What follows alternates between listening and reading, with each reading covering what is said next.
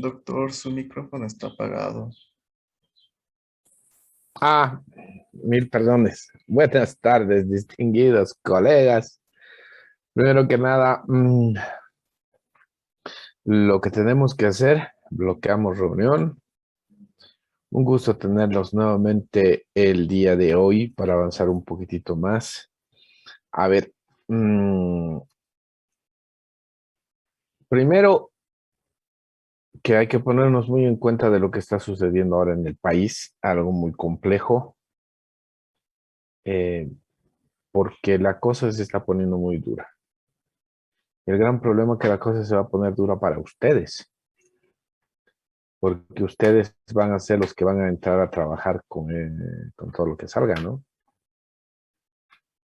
Eso significa que no van a tener autonomía para absolutamente nada, van a depender de todos. El de arriba va a decir, este entra, este no sale, nos vamos a tener que volver políticos todos para tener un trabajo o para entrar a la residencia o para hacer una especialidad. No se olviden que la Argentina está peor que nosotros. Paraguay está igual, Perú ni que se diga, va a entrar en la misma debacle. Brasil sería la opción, pero Brasil ya ha cerrado puertas, es muy difícil conseguir la reválida. Entonces, muchachos, quieran o no quieran, hay que empezar a hacer lo que corresponde. Eh, ustedes, por ustedes, y no solamente por ustedes, sino también por sus familias, ¿no? Lo que estábamos comentando, hay la ley del inquilinato, en la ley del inquilinato, bien lindo, se entran a tu casa y te dicen, me alquilas. Y tú tienes que hacerlo, y si te niegas, te denuncian. A todo el mundo se va a poder entrar a tu casa porque esa ley dice que no tienes que tener ningún ambiente desocupado y que si tienes uno tienes que alquilarlo. Si no estaría siendo contra de la, ¿sí? Pero doctora, eso es bueno, porque hay mucha gente que viene de aquí a Sucre a estudiar y los alquileres son un montón, sí, pero eso no solamente va a ser en Sucre, va a ser donde ustedes estén viviendo. Ustedes viven en Potosí, en La Paz, Cochabamba, Santa Cruz, o viven en el campo, la gente del campo va a llegar y va a decir, tienes que alquilarme y listo. Y no los van a poder sacar por nada, ni siquiera por el hecho de decir quiero construir o lo voy a vender, porque si dices lo voy a vender, te van a decir, ¿y por qué vas a vender? Tienes que demostrar que estás vendiendo y que necesitas vender, porque si no, no te vamos a permitir y ya tienes que tener planos aprobados, ya tienes que tener absolutamente si es que quieres construir. La ley está marcada así, ¿no? Entonces, solamente es una parte de lo que estamos hablando. Es una de las leyes que hay metidas por ahí. Es por eso que mucha gente está protestando, ¿no? Y aparte de esa ley de legitimación de ganancias ilícitas, porque es muy interesante, ¿sí? A cualquiera de ustedes, sí, y es textual, cualquiera de ustedes puede decir, el doctor Flores no sabe dónde tiene su auto. Inmediatamente me secuestran mi auto, me congelan cuentas y me dicen absolutamente todo. Y me dicen, usted tiene que demostrar de dónde está viniendo. Textual, es así, textual.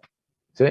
Y yo, como tengo mis cuentas congeladas, pero tengo que pagar agua, luz, teléfono, de la plata que yo he ganado trabajando, tengo que pedirle permiso al fiscal para que pueda pagar agua, luz, teléfono y todas las cosas.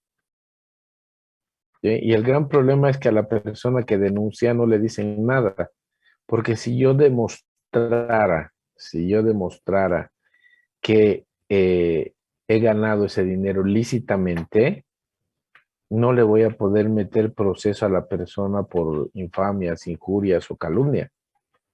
La ley dice que los que denuncian están exentos de cualquier situación. Entonces cualquiera va a empezar a denunciar, ¿sí? Porque me caes mal, yo te voy a denunciar, así de fácil. Y en Bolivia, lamentablemente, se ha notado, no es que se ha notado, sino ha salido a flor con la pandemia de que más del 80%, no miento, más del 60-70% de Bolivia trabaja en forma informal, en forma informal. No da factura ni compra factura, digo, no da factura ni recibe factura. Las transacciones que se hacen por transacciones de abajo. Sí, porque nuestra economía no es formal. No es formal. Entonces muchas personas van a decir, ah, ¿de dónde has sacado? No sé. Y a simple denuncia es lo que va a suceder y a cualquier persona. Eso es lo malo. Y lo peor que te congelan las cuentas, se pueden entrar a tu casa, te confiscan todo y te hacen todo. Te hacen todo sin orden, sin necesidad de nada, solo porque alguien te ha denunciado.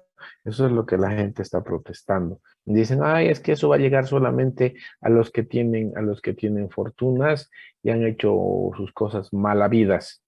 ¿Saben qué, señores? Esas personas, los que hacen eso, se cubren las espaldas de una o de otra manera.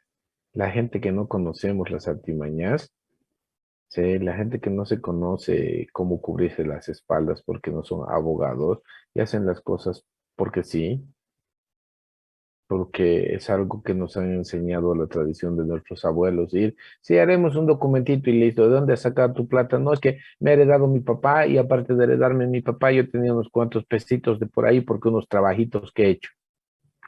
¿Qué has hecho? No sé, he ido y he trabajado de chofer durante 5 meses. Te compras tu coche, dices, ¿de dónde ha comprado su coche? Y te van a decir, ¿de dónde has sacado? No es que mi papá me ha dado, ¿tu papá de dónde ha sacado? ¿Qué cosa tenía tu papá? ¿Qué era lo que es? ¿Y vos de dónde has sacado esta plata? He trabajado de chofer, dame papeles que digas que sí has trabajado. ¿Dónde está esto? ¿Dónde está este otro? ¿Dónde está otro? No tienes, te quitan, así de fácil. Incautado todo porque van a decir que ha sido con bienes ilícitos. Así que a tener mucho cuidado con lo que estamos haciendo y ver qué defendemos y qué no defendemos, señores. Vamos, 48 participantes, Recording in estamos, progress. creo que vamos subiendo cada día un poco más. A ver, tenemos 48 participantes. Estamos muy bien. Vamos a empezar con lo que nos compete. ¿Sí? Anterior vez estábamos hablando específicamente de todo lo que era el tema de las intoxicaciones. Hemos llegado a las intoxicaciones suicidas, homicidas. Hablábamos de Auschwitz, de los campos de concentración, donde utilizaban el gas, el Zyklon B, para hacer la muerte sistemática de los judíos, ¿no? Pero no se olviden que también pueden haber intoxicaciones en ejecución y que se lo hace cuando hay penas de muerte. Porque en Estados Unidos todavía en algunos estados hay penas de muerte y lo que les hacen es ponerles la inyección letal, ¿verdad? Entonces a eso se habla cuando es sentenciado a muerte. Es una intoxicación por un medicamento de uso rápido que causa la muerte. Entonces vamos a buscar la intoxicación. Lo mismo sucede cuando consumimos heroína, fentanilo, metadona o esas sustancias que son totalmente eh, controladas, hablemos así. Pero lo que nos compete ahora es que los tóxicos, para causar su efecto dentro del organismo, tienen que absorberse.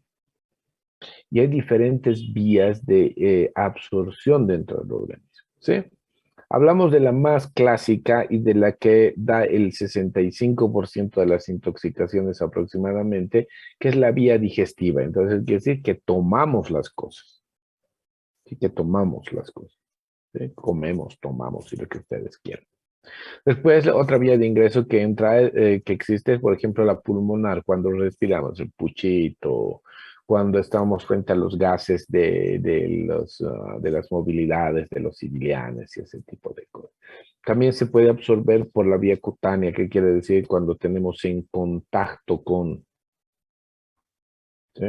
Se puede absorber por las mucosas, el ejemplo bien claro, cuando aspiran cocaína, ¿no? Llegan a mucosa. Puede ser cuando nos inyectamos algo por vía parenteral y una no muy común, pero sí que también la conocemos nosotros como médicos, es la vía transplacentaria. Eso quiere decir que puede pasar la barrera placentaria y que puede llegar al producto. Entonces, algo súper interesante cuando vemos las vías de entrada digestiva, pulmonar, cutánea, mucosa, parenteral, transplacentaria, ¿no? Entonces, a partir de saber cuáles son las vías de ingreso, nosotros vamos a hablar de la toxicocinética. ¿Qué es la toxicocinética, no? Es la ciencia que va a ir a estudiar los cambios que ocurren en el tiempo cuando cuando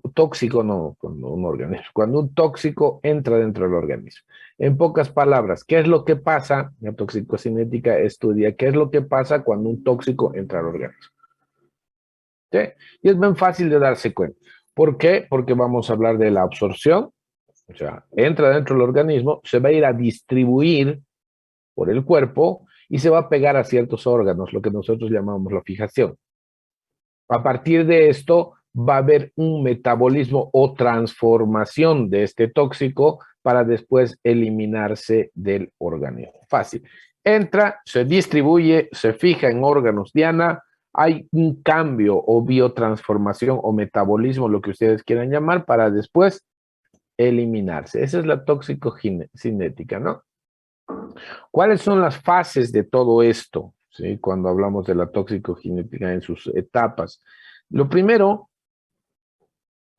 es la fase de exposición. ¿Qué quiere decir? Cuando la persona o el individuo es expuesto o está junto o ¿cómo podríamos decirlo? Cuando, la palabra es clara, cuando está expuesto, ¿no? O algo está alrededor que puede causar una intoxicación o un cambio dentro del medio interno del organismo. Entonces, primero nos exponemos a eso, ¿no? Ahorita todos estamos expuestos al monóxido de carbono de las movilidades. Esa es la exposición. ¿Qué es la absorción? Es el ingreso del tóxico o de la sustancia a la circulación. Directamente. A la circulación que puede atravesar las membranas biológicas, ya sea por la vía digestiva, por la vía pulmonar, por la vía parenteral, por cualquiera de las vías que hemos hablado anteriormente, ¿sí? Entra directamente a la circulación. ¿Sí? Entonces, toda sustancia o toda absorción que se va a hacer a partir de una membrana. Entonces, a ver, si hablamos de la vía respiratoria, hablamos de los gases o vapores. ¿Sí? Podemos hablar del monóxido de carbono, podemos hablar de algún tipo de vapores que esté por ahí, o las partículas en suspensión, ¿no? O los vaporizadores, hablamos así. Ahora, si ustedes se dan cuenta, cuando hablamos de partículas en suspensión, hablamos de polvos. Y cuando hablamos de líquidos, por ejemplo, los atomizadores, ¿no? Ahora que están en el alcohol, utilizamos ese tipo de atomizadores. Entonces, eso va a entrar a través de la vía respiratoria y llega a la circulación por algo muy simple, por la difusión dentro del alveolo pulmonar. O sea, entra al alveolo y a partir de eso pasa a la circulación. La vía cutánea, contacto con la piel, y pueden penetrar sustancias como los cáusticos o los solventes. Entonces, una de estas, por ejemplo, son los organofosforados. Ya vamos a hablar de lo que son los organofosforados, ¿no? Normalmente cuando hablamos de los del veneno para ratas, hablamos de los organofosforados. Pero nos vamos a dar cuenta que no es así. Como médicos sabemos la vía parenteral, ¿sí? O sea, inyecciones, ¿sí? Que pueden ser subcutáneas, pueden ser intramusculares, pueden ser endovenosas, lo que ustedes quieran, ¿sí? Ejemplos, flechas, picaduras de insectos, mordeduras de animales. Entonces, estamos frente a cosas que van a pasar la primera barrera de defensa del organismo, que es la piel, ¿no? Hasta en el tema de las personas que tienen adicción, se inyectan heroína, se inyectan cocaína, y aparenterar. La vía mucosa, ¿sí? Cualquier mucosa, puede ser la conjuntiva de los párpados, puede ser la mucosa nasal, puede ser la sublingual, hasta la rectal, ¿no? Creo que la mayoría de nosotros sabemos que es más fácil llegar a una intoxicación o llegar al éxtasis cuando uno consume drogas, cuando lo hace por vía rectal. ¿sí? Por vía rectal que por vía nasal. ¿Por qué? Porque la mucosa rectal absorbe más rápido los componentes. Es por eso que para los niños muchos productos son hechos en supositorio. ¿Por qué? Porque la acción y la absorción es muchísimo más rápida. Entonces hablamos de eso, de cómo entra dentro del organismo. Pero aquí lo que vamos a empezar a partir de esto es cómo se distribuye y cómo se va a ir a fijar. Entonces, a partir de que existe el tema de la absorción dentro del organismo, o sea, va a pasar a la sangre, ¿sí? Y por la sangre, por la circulación que existe, va a ir a los tejidos de depósito. O sea, se va a redistribuir, no va a circular por la sangre, sino que se va a ir a un órgano en específico. ¿Sí? Entonces, a partir de eso, ¿cómo se va a ir a distintos órganos o qué es lo que va a suceder? Aquí vamos a hablar de que si o sea, la sustancia es liposoluble o es hidrosoluble. ¿Qué quiere decir? Si se puede deshacer en la grasa o se puede disolver en el líquido. ¿Sí? Entonces, a partir de eso vamos a ver la unión de proteínas, la reacción química y todo esas circunstancias. Entonces, a partir de eso, los tóxicos pueden irse a órganos que sean liposolubles o hidrosolubles, así de claro, ¿no?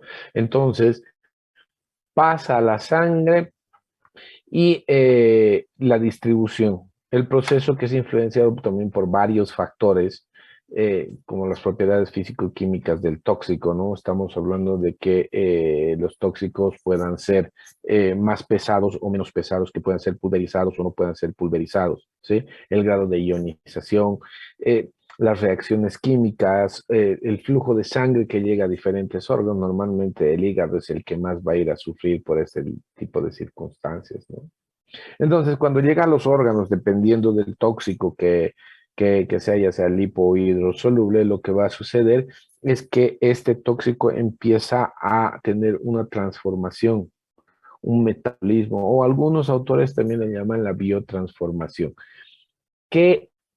¿Cuál es el objeto de esta biotransformación?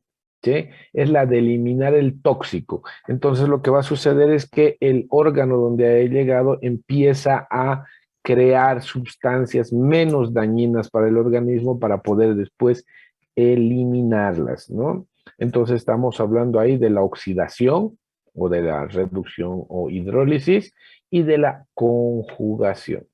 Entonces, estos dos sistemas que son ganancia de oxígeno y en la segunda fase de mezcla de, por eso hablamos de conjugación, eh, normalmente se encuentran más en las células del hígado. Por eso les digo que el hígadito es el que más sufre cuando hacemos cualquier cosa, ¿sí?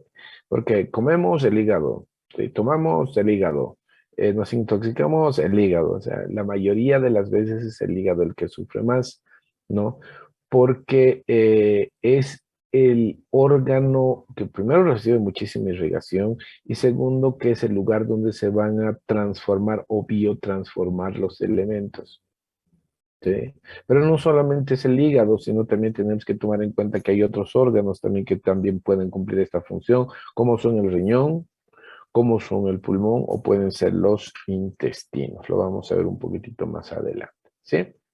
Entonces, eh, cuando hablamos de la eliminación, ya hemos hablado cómo entra, cómo se distribuye, a qué órganos va y que empieza a cambiar, ¿no? Por aumento, por oxidación y por conjugación, cosas que son bioquímicas, hay que hablar dentro de estas circunstancias que en teoría ya las podemos ver.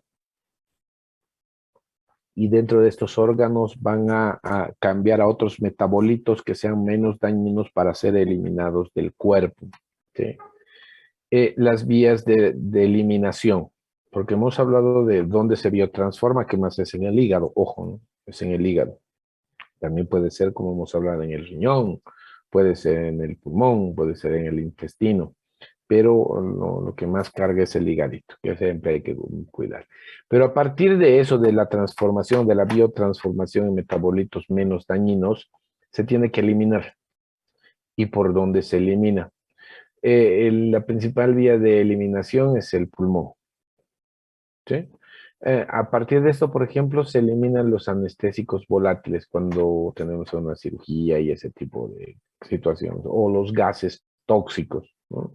Monóxido de carbono, por eso se dice que el tratamiento cuando una persona es intoxicada con monóxido de carbono es la oxigenación, porque a partir de eso se va a ir eliminando, ¿no?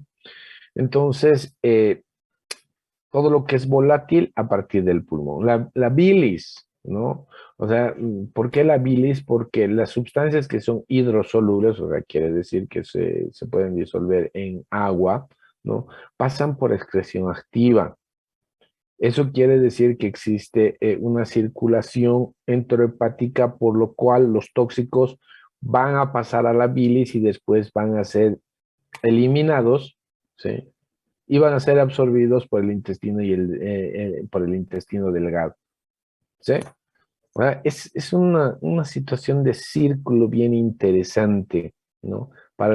Esto hablamos cuando las sustancias no son solubles en agua, ¿sí? Cuando son solubles en agua, bilis y se elimina. En cambio, cuando no son solubles en agua, va a existir la circulación enterohepática, ¿no?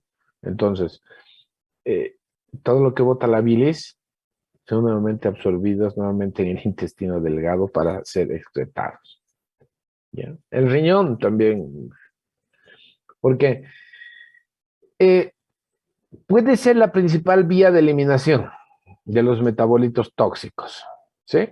Pero necesitan que sean hidrosolubles, porque riñón líquido, ¿no? Para eso es muy importante el pH, que es muy importante, ¿sí?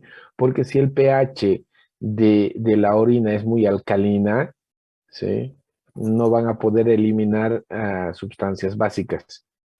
Y si es muy ácido el pH de la orina, tampoco van a poder eliminar sustancias ácidas, ¿sí? Entonces, tiene que haber una contraposición. No tiene que ser ni tan ácida, ni no tiene que ser ni tan básica para que se puedan eliminar este tipo de metabolitos, ¿no?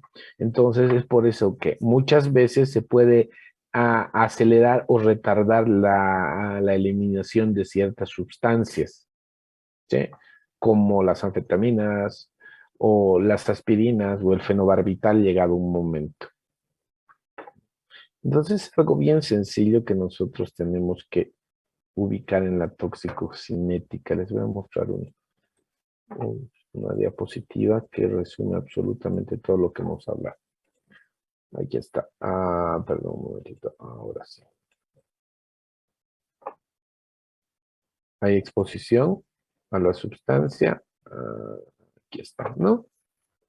¿Qué puede ser por el aire, el agua, la comida, no sé, polvos en suspensión, lo que ustedes quieran? Hay la exposición. A partir de esa exposición, lo que va a suceder es que va a haber la vía de absorción, que puede ser por los pulmones, puede ser por la vía digestiva, puede ser por la piel o puede ser por las mucosas, como hemos hablado. A partir de que entre en el organismo, este pasa a la sangre. Y dependiendo si es lipo o hidrosoluble, va a ir hacia el órgano específico, donde lo que va a suceder es que va a haber una transformación o biotransformación en metabolitos menos dañinos para la salud, para posteriormente poder ser eliminados, que pueden ser a través de la orina, a través de las heces fecales, puede ser a partir de la misma respiración, como por la respiración, por eso tenemos tufo, ya vamos a hablar un poco más adelante, ¿no? Entonces, si ustedes se dan cuenta, esto es todo lo que acabamos de hablar, todo lo que acabamos de hablar, lo que corresponde a la toxicocinética. A ver, continuamos.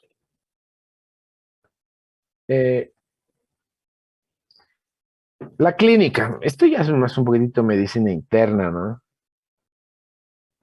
Porque en las intoxicaciones pueden haber intoxicaciones agudas y pueden haber intoxicaciones crónicas. Las manifestaciones agudas las intoxicaciones agudas van a dar manifestaciones generales, ¿sí? Generales, porque su clínica es rápida, dolor de cabeza, náuseas, vómitos, incapacidad de movilidad y ese tipo de cosas. En cambio, las intoxicaciones crónicas, que son lapso mayor, ya estamos hablando de años, ¿sí? Estamos hablando de años, eh, directamente vamos a hablar de los grandes síndromes, no síntomas, los grandes síndromes, ¿no? Los estudiosos han clasificado en esto para clasificar o para el diagnóstico clínico de las intoxicaciones sean más fáciles. Se las agrupan en entidades mayores. Entonces, cada uno de estos grupos se llaman los síndromes toxicológicos, que pueden haber varios, como son el síndrome gastrointestinal o también digestivo, el respiratorio, el renal, el hepático, el polineurítico. Entonces, hay varios grandes síndromes que nos dan un criterio de lo que es el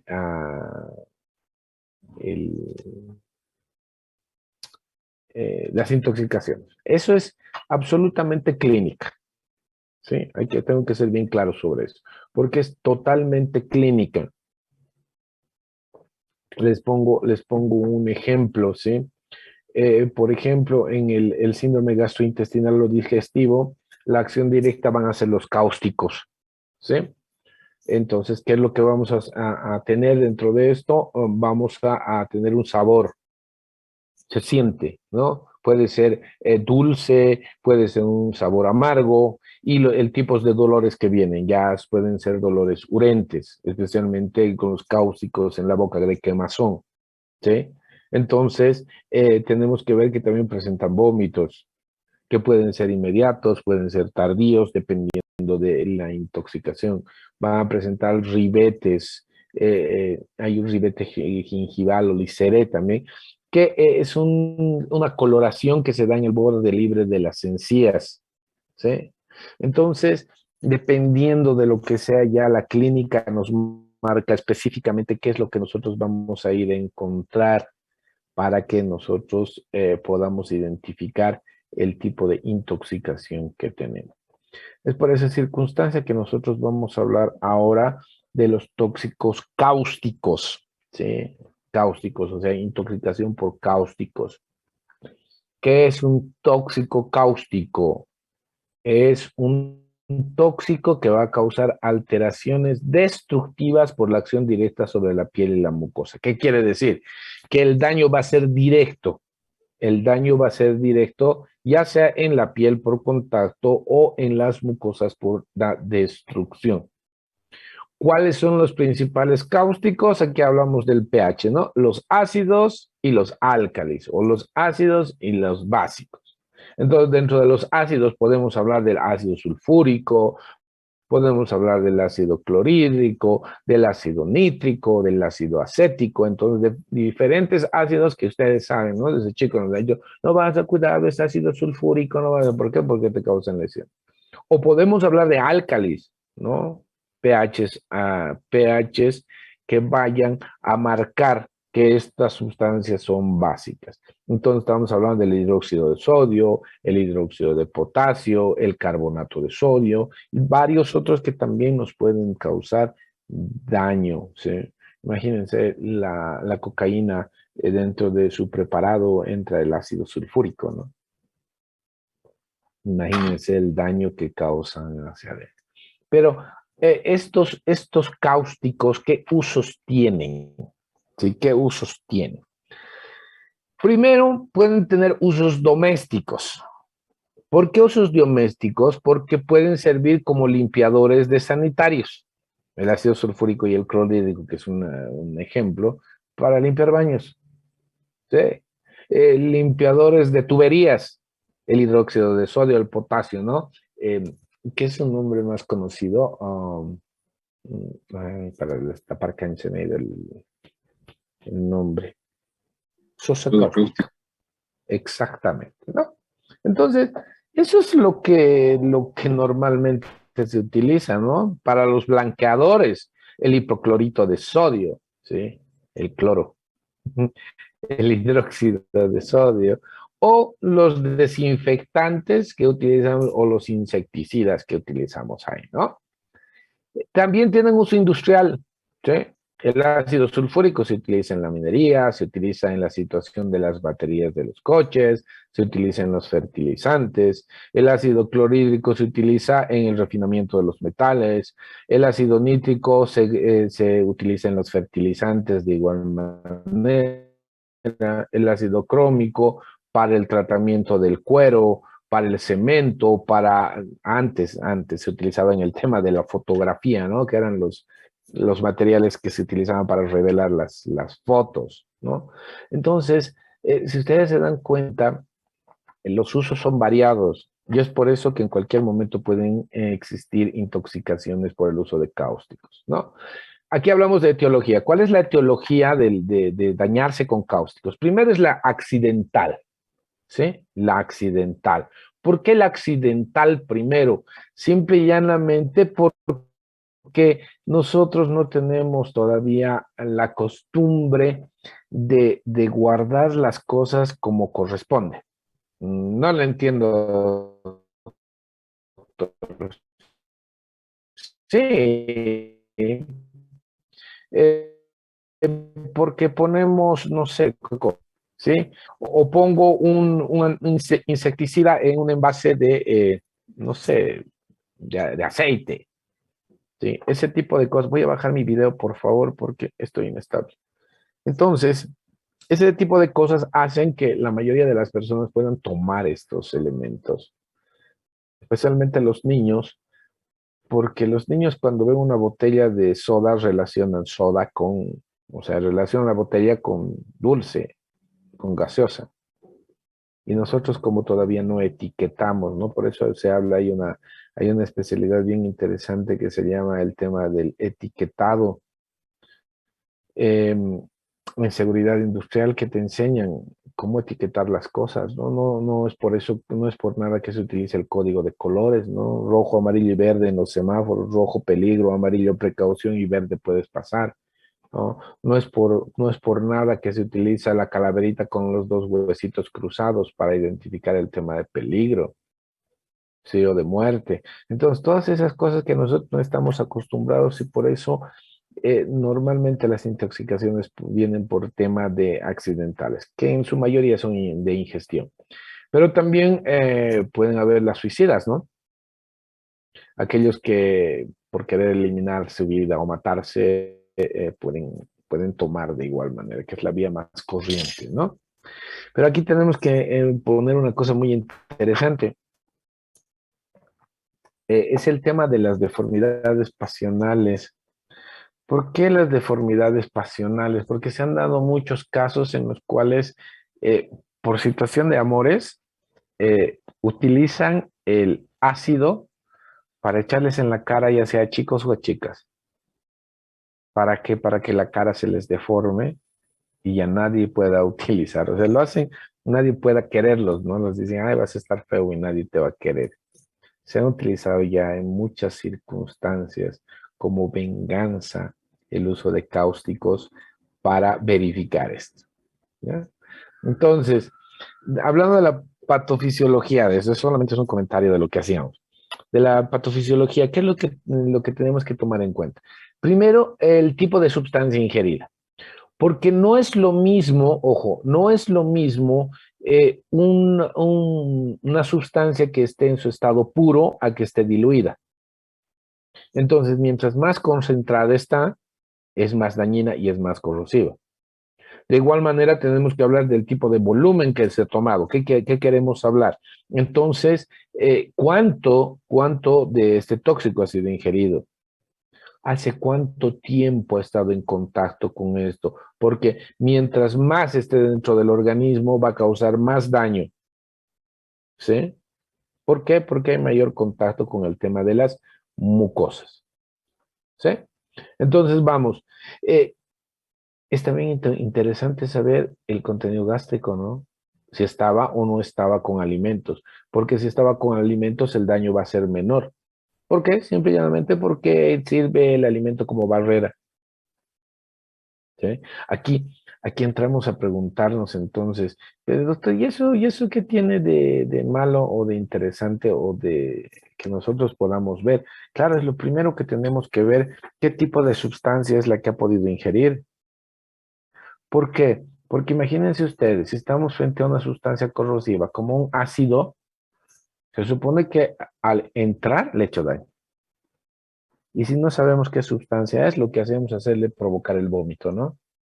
Entonces, si le ha causado daño al entrar y le provocamos vómito, entonces va a ser lo mismo, el peor el daño o el daño doble al salir también el vómito. Las partes o la mucosa que estaba bien puede de ellas resultar dañada. Es por eso que a nosotros nos interesa de sobremanera saber qué tipo de sustancia ha sido la que ha causado. ¿Por qué? Porque el mecanismo es bien sencillo. Los ácidos causan deshidratación y necrosis por coagulación, ¿sí? Por coagulación. Eso quiere decir que va a ir a coagularse todo y como todo se coagula, las células mueren.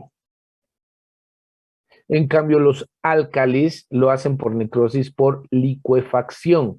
¿Qué quiere decir? Pues empieza a licuarse todo. Las grasas, la grasa que tienen se empiezan a volver en jabones, se vuelven en proteínas solubilizadas. Como hablábamos, de que cuando un cuerpo permanece mucho tiempo en un ambiente húmedo, la grasa se convierte en jabón, ¿no? Eso hablábamos en tanatología cuando hablamos de la saponificación o adiposira. Aquí sucede lo mismo, ¿sí? Sucede lo mismo. Entonces, ¿cuál es la clínica que vamos a encontrar? O sea, ya es por ende conociendo esto, porque lo que vamos a encontrar primero es dolor en el sitio de contacto. Eso quiere decir desde la boca hasta el estómago, ¿sí? Podemos encontrar quemaduras en el tubo digestivo alto que pueden darnos disfagia, odinofagia, cialorrea, puede darnos vómitos espontáneos, un dolor retroesternal o epigástrico. O puede llegar a la perforación del esófago. Así de sencillo en la clínica. En cambio, cuando el cáustico es inhalado, quiere decir vapores, estamos hablando que puede haber espasmo laríngeo, ¿no? Lo que puede causar una asfixia inmediata.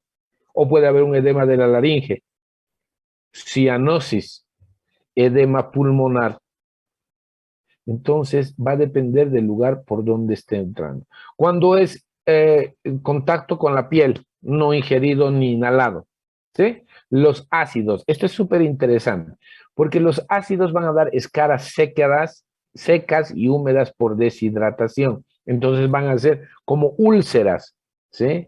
De forma circular. O estas pueden ser color negruzca o pueden ser manchas amarillas, dependiendo de si son manchas amarillas es por ácido nítrico y si son manchas negruzcas son por ácido sulfúrico. En cambio, los álcalis también nos van a dar escaras, pero van a ser húmedas, blandas. ¿Por qué? Porque hemos dicho que eso es como que las grasas se convierten en jabón para que se ubiquen. Cuando el jabón lo dejamos mucho tiempo en agua, se vuelve como flemoso, ¿verdad? Exacto, eso es una escara húmeda. En cambio, la seca es como una costra. ¿Qué complicaciones vamos a tener dentro de todo esto? Pueden ser complicaciones agudas, quiere decir rápidas, y crónicas a largo plazo. En las complicaciones agudas podemos tener hemorragias gastrointestinales, podemos tener obstrucciones, podemos tener específicamente perforaciones, podemos tener infecciones que son inmediatas. En cambio, en las crónicas, después de que la cosa ha empezado a sanar y está por mucho tiempo, pueden haber obstrucciones esofágicas, ¿sí? Pueden haber estenosis. ¿Por qué? Porque la mucosa empieza a cicatrizar y le empieza a cicatrizar más grueso, más grueso, más grueso y puede darnos estenosis, ¿sí? Precursor del cáncer, sí, de esófago. Pero esto es por ingestión de álcalis. La mayoría de las veces los estudios nos hablan que después de unos 20 o 25 años después de haber ingerido, estadísticas nos dicen que puede aparecer un carcinoma de esófago. Tratamiento, ¿sí? Primero, estabilizar. Establecer una vía ¿no? Una vía para el estado general, lo que nosotros sabemos, por si acaso hay un edema, una irritación de causa por inhalación, cualquier cosa que podamos entrar. No se debe neutralizar con agua o álcalis los ácidos o viceversa. ¿Por qué? Por reacción exotérmica. ¿Qué quiere decir? Cuando nosotros sabemos que ha tomado un ácido y le metemos un básico o le metemos agua, lo que va a suceder es que el ácido empieza a generar calor y al generar calor puede causar daño dentro del organismo, ¿sí? Por eso, decir a una persona que pueda vomitar o que pueda ir al baño a defecar está contraindicado, especialmente si es que ha ingerido algo. ¿Por qué? Simple y llanamente porque el daño puede ser mayor. Ahora, cuando una persona entra en shock, estamos hablando que podríamos darnos cuenta de que ha habido una perforación, ¿sí? Pero ¿cómo va a suceder todo esto? Por la anatomía patológica, porque presentamos tres fases, ¿sí? Hablamos la fase de inflamación aguda, la fase latente o de granulación y la fase de cicatrización. ¿Qué es lo que quiere decir? Que en el momento se va a inflamar, después va a empezar a curar y en la última fase va a cicatrizar. Entonces, de la inflamación aguda hablamos que son entre 4 a 7 días, ¿sí? La mucosa que ha sido dañada y que está necrótica puede desprenderse y puede formar una úlcera. En cambio, en la degranulación, ¿no? Normalmente entre los primeros 7 a 10 días, ¿no? Lo que va a suceder es que esta escara, si esta escara, el colágeno empieza a reemplazar ese tejido y empieza a granular.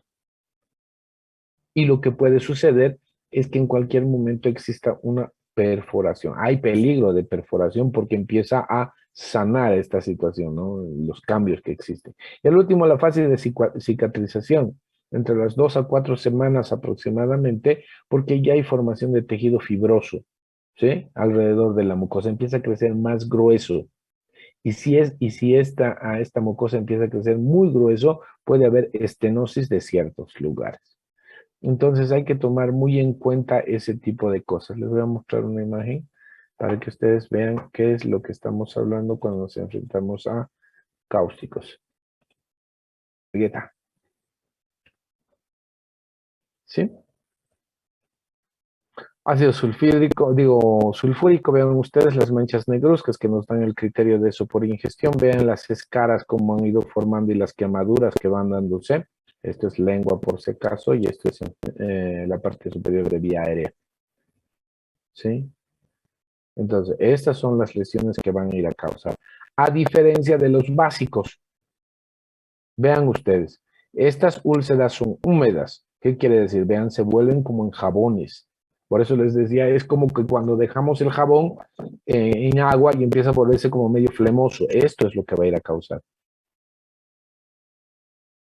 ¿Sí? Esto es por licuefacción. En cambio, esto es por hemólisis. Esa es la diferencia entre uno y otro para que sea húmeda o sea escara seca. Okay. Eh, este, esta parte es un poquito más teórica, es como leer Harrison, digamos, ¿no? Por eso no es muy, a mí no me parece muy bonita porque no le veo muy práctico, porque es que mucha teoría que hay que meter con eso, ¿no? Lo que sigue a continuación en la siguiente clase va a ser lo interesante, porque vamos a hablar de monóxido de carbono y vamos a hablar de intoxicación por etanol y metanol, que son las cosas más interesantes de toxicología y que normalmente nosotros nos enfrentamos a eso. Ah, pero doctor, pero hablaremos nomás de estos grandes síndromes. Señores, eso ya lo van a ver cuando ustedes empiecen a leer lo que es Harrison, ¿no? El tema de medicina interna. Porque ahí van a ver absolutamente toda la clínica, cómo se presenta, qué cuadros tienen, los grandes síndromes y todas esas cosas. Porque más que todo es clínica, es tratamiento, es tratamiento. Yo lo único que tengo que enseñarles son las bases de por qué viene y cómo puede ser la vía de administración cómo se tiene que diferenciar y hacer. Pero cuando hablemos de alcohol y cuando hablemos de monóxido de carbono, que son las intoxicaciones más llamativas de lo que nosotros vemos en medicina legal, ahí van a ver la parte interesante. ¿Alguna duda, pregunta, consulta?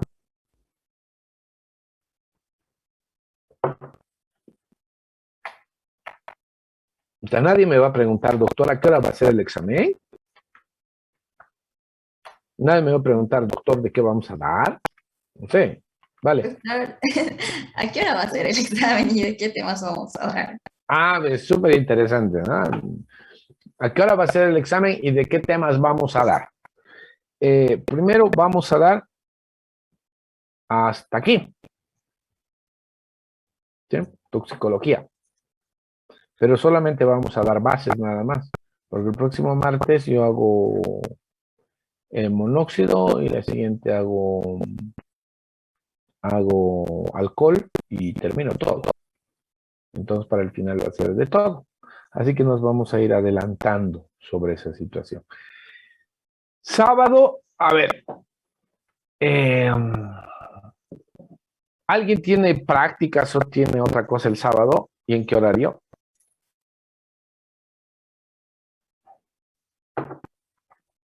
Nadie tiene nada. Entonces yo les voy a comunicar el horario porque en cualquier horario vamos a poderlo dar. Porque al final, si nadie tiene nada, así que no farreen viernes, farreense sábado. ¿Sí? Yo pienso que vamos a dar al mediodía para que todos puedan dormir tranquilos y estén fresquitos en la mañana. Y damos al mediodía. ¿Sí? ¿De qué vamos a dar? Hasta este tema, que serían cáusticos. Segundo, vamos a... ¿Cómo va a ser el examen? Ya saben, mis exámenes son de análisis, son para llenar. Así de fácil, ya voy a ver cuántas preguntas. Quedan 10, 14, no sé. Dime, Vale. Doctor, ¿va a considerar el tiempo? Perdón. Voy a considerar el tiempo. Siempre he considerado el tiempo, por si acaso. ¿Sí? Porque mis preguntas como son para llenar. Pero ¿saben qué? Ustedes saben que mis exámenes, o sea, lo que yo pregunto siempre es al punto. Y las respuestas que van a dar son máximo 2 renglones o un renglón. No es más.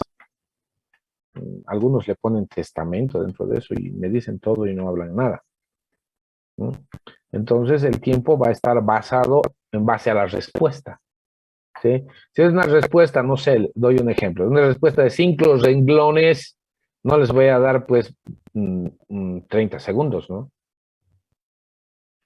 Les daré un tiempo estimado. A partir de eso, para mí está el tema de los tiempos. Porque tampoco me pidan, como yo he visto en algunos, es tipo test y piden 2 minutos por pregunta. No mames, eso ya es para que todo el mundo ande copiando todo, ¿no?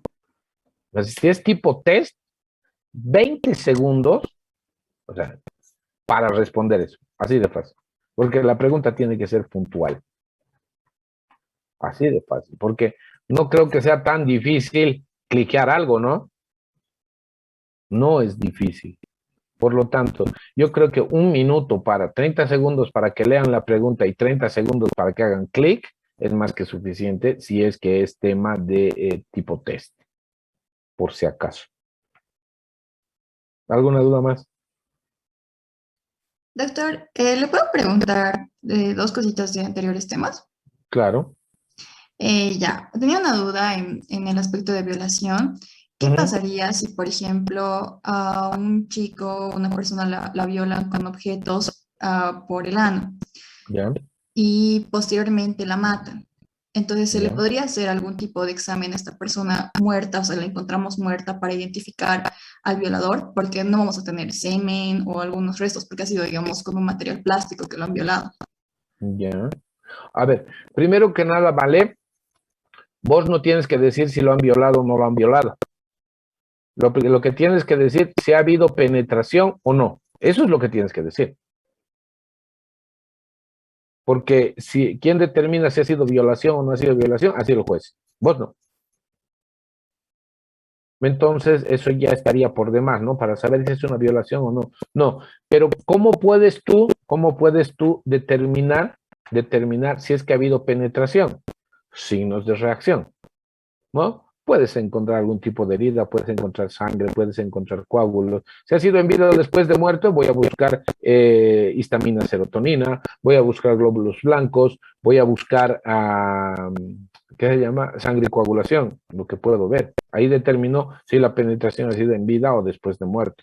Ahora, si no encuentro ningún elemento que me dé un criterio, no sé, si encontraría piedras allá adentro, puede decir, ha sido con una piedra. Si encuentro astillas, puede decir, ha sido con un palo. O sea, compatible con, pero si no encuentro nada, no digo nada. ¿Se está entendiendo, vale, cómo va? Sí, doctor. Y en caso de que quisiéramos saber, digamos, hay como 5 sospechosos y ¿Ya? quisiéramos saber cuál de ellos más o menos podría ser, qué exámenes tendríamos que solicitarles. A ver, ¿qué exámenes tendríamos que solicitarles? A ver, primero, no tendrías que solicitarle ningún examen. ¿Por qué? Porque el investigar quién ha sido no te corresponde a ti, le corresponde a los investigadores. Pero entiendo tu inquietud. A ver, puedes hacer lo siguiente. Primero puedes verificar si la persona, la víctima, estaba con algún tipo de ITS.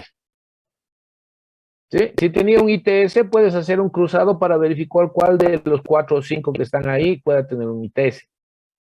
Aparte, si es varón, como tú dices, no va a existir semen, no va a existir absolutamente nada porque le han puesto algún tipo le han penetrado con algo, ¿sí? Entonces, criminalística ya trata de encontrar el elemento que hubiera podido causar la penetración y pueden encontrar huellas, pueden encontrar sangre, pueden encontrar pelos, pueden encontrar varias cosas.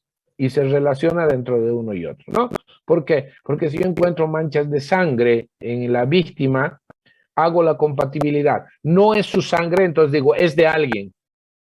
Entonces saco el ADN. Y a partir del ADN yo puedo decir, estos son 5 sospechosos, traigan su ADN, sáquenles y vamos a compatibilizar quién es. Y si hay alguien que le dices, ¿por qué está aquí tu sangre? Tú estabas aquí. Entonces la investigación ya corre. Pero eso es investigación, ¿vale? O sea, tú tienes que tener el criterio de decir, podría ser esto, podría ser este otro, y hago este laboratorio para ver. Por eso es que se toma muestras de absolutamente todo en lo que significa delitos sexuales. Se toma muestra de sangre, se toma muestra de orina, se toma muestra para ver el tema de alcoholemia, metabolitos, para ver el tema de sustancias controladas, para ver el tema de alcohol, para ver todas esas cosas, ¿no? En las autopsias hasta se puede sacar un morvitrio para determinar cuánto de alcohol tenía una persona. Entonces, hay varias cosas dependiendo del caso que se podrían hacer. No sé si está claro, Val. Sí, doctor, gracias. Y tenía otra duda más respecto al Dime. aborto, pero es más una escena de novela, pero quisiera Ya, saber si, dale, claro. por ejemplo, pasa de que, no Vale, sé, dame un ratito, dame un ratito. Chicos, los que tengan algo que hacer, ya hemos terminado clases, pueden salir sin ningún problema. Los que quieran escuchar, se quedan, no me hago ningún problema. Así que no se preocupen por eso. Los que quieran salir, con todo gusto. Dale, vale. está bien, doctor, gracias. Por decir que una criada se queda embarazada de una familia rica y todo eso, y ella no quiere abortar, evidentemente, ¿Ya? pero le botan por las escaleras o producen que exista, se resbale o lo que sea, Ujú. y esto va a provocar el aborto o que ¿Ya? muera el feto en útero. Ujú. Entonces, la culpable serían las personas que han provocado esta caída. Claro. Porque ahí, por eso se llama el aborto preterintencional. ¿Sí? Aquella persona que causare algo a alguien a sabiendas de que está embarazada, se habla del aborto preterintencional. Eso ya está tipificado en el Código Penal. Y le darían la misma cantidad de años de cárcel. Claro, Y por decir, si ella no sabe o no porque, ha visto quién le ha hecho caer y no sabe a quién culpar. a ver, primero que nada, si le empujan, obvio que ella va a sentir. Entonces va a decir, alguien me empujaba. Y quienes tienen que averiguar quiénes son los investigadores, primero. Ahora, no sé en qué caso no podría darse cuenta. No sé. No me imagino una de esas.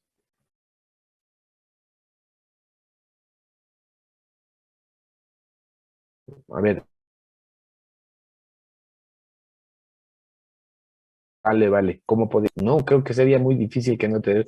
A menos que estés drogada, ¿sí? Pero ahí puede suceder el hecho de decir, algo me han dado, no me acuerdo porque me he desmayado. Listo, algo tiene que pasar ahí. Entonces hace toxicología y se determina si ha habido una sustancia o no ha habido una sustancia para determinar por investigaciones dónde se ha encontrado y qué es lo que se ha hecho. Entonces siempre hay un hilo por donde se puede agarrar mal. No sé si está por lo menos algo claro. Sí, sí, doctor. Gracias. Dale. ¿Alguien más, chicos? Doctor, Genia. Dime, Raiza.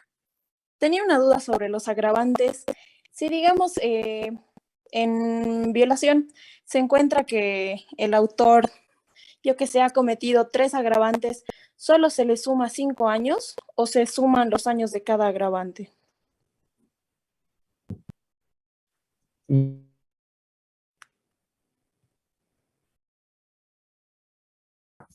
A ver, solamente la ley dice que se le va a agravar y no puede ser 3, puede ser 5 los que existan.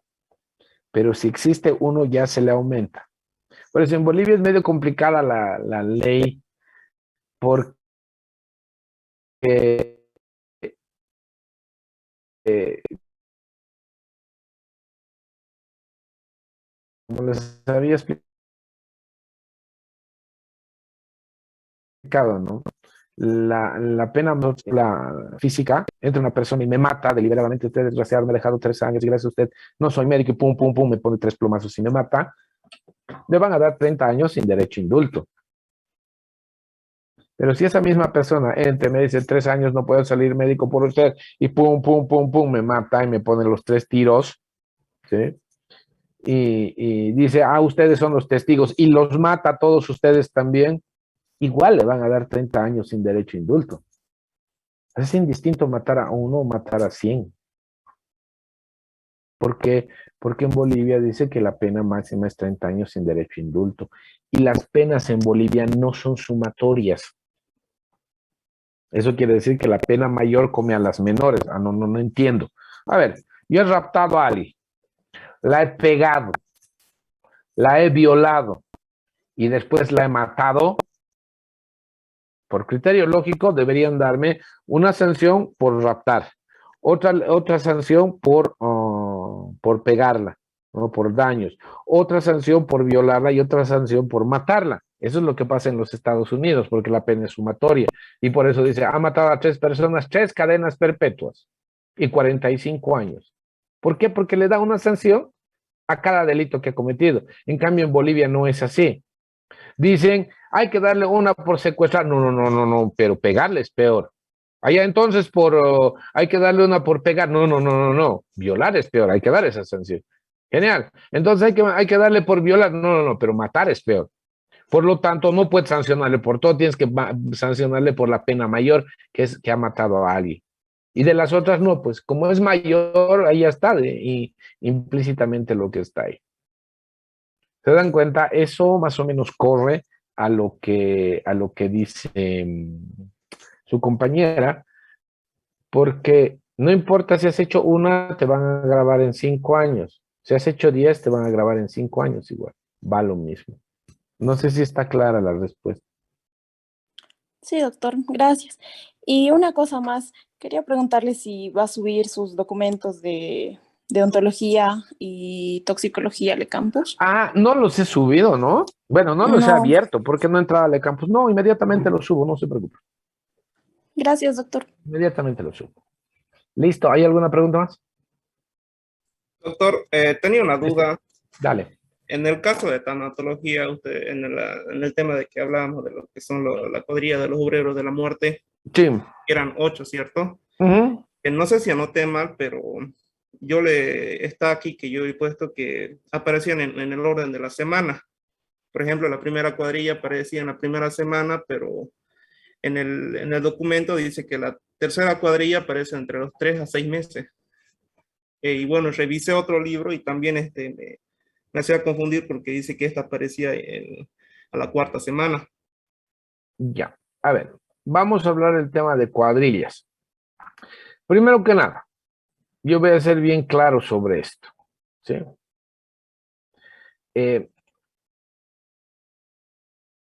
Esto,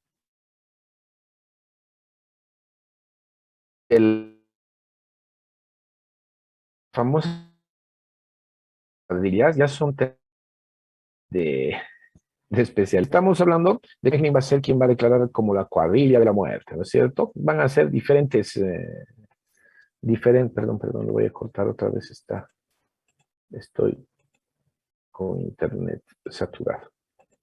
A ver,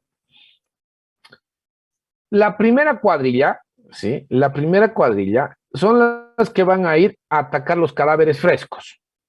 Son moscas, ¿sí? Son moscas, hay que ser bien claro. Entonces, alguien muere y aparecen las mosquitas. Tin, tin, tin, tin, tin. La segunda cuadrilla entra en el momento que ya se empieza a sentir putrefacción. ¿Qué quiere decir? El olor a cadáver putrefacto. Así de fácil.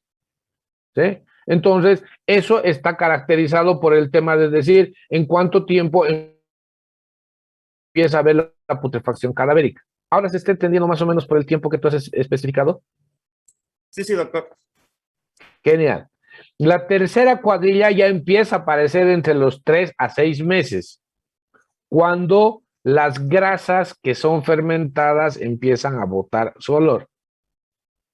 ¿Sí? Entonces, cada una de estas va a ir apareciendo en ciertos periodos por cosas que aparecen en la putrefacción. Ahora tú lo que me decías es que yo me confundo porque dicen en semanas y ustedes nos dicen meses. La segunda cuadrilla aparece en el momento de sentir el olor a cadáver. Eso quiere decir putrefacción, porque hemos hablado, ¿no? Que a nivel de la fosa ilíaca derecha aparece lo que es los gérmenes, empiezan a comer y se juntan con dan el ácido sulfídrico y se juntan con el tema de la hemoglobina. Lo que dan la clásica es la sulfohemoglobina, ¿sí? Que le da el color verde y que aparece como una pequeña mancha a partir de la fosa ilíaca derecha, ¿entre cuánto? Entre las 72, entre las 24 a 36 horas. A partir de eso empieza a correr y empieza la putrefacción. Entonces, más o menos va por ese lado. No sé si está clara la respuesta. Sí, doctor, gracias. Súper. ¿Alguien más? Genial, chicos, les agradezco mucho. Ya nos falta poco para terminar y para que ya no me vean durante mucho tiempo. Y muchos de ustedes ya no van a querer verme el resto de su vida. Así que por favor utilicen barbijo, lentes, protectores faciales. Si pueden, usen guantes, distancia de 2 metros entre persona a persona. Enseñen a sus amigos, a sus vecinos, a sus familiares a cómo cuidarse, porque medicina somos todos. Por favor, voy a entrar al campus ahora y voy a habilitar los documentos para que ustedes los puedan ver y tengan un registro de las cosas, porque todo estoy preguntando de ellos. O sea, todo lo que solamente hemos hablado en clases, nada más, y los documentos los abro. Que les vaya muy bien y nos vemos el próximo martes. Le voy a avisar por el chat del grupo en qué horario vamos a dar el examen. Mil gracias, hasta luego y chao, chao, chao, chao, chao. Hasta luego, doctor. Doctor. Gracias.